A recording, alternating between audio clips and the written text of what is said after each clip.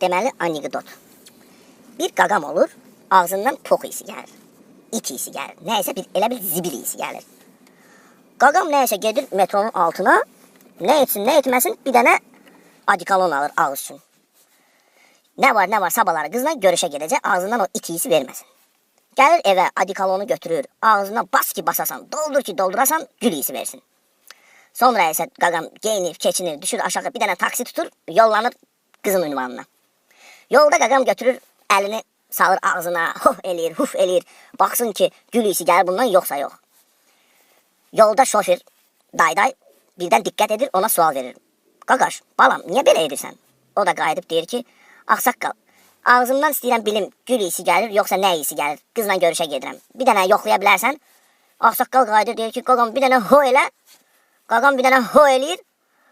Deyir, nə oldu ağsaqqal, iyi gəlir, gül isi gəlir. Deyir, qaqam, gül isi gəlməyinə gəlir. Amma elə bil gülün dibinə sıçıflar.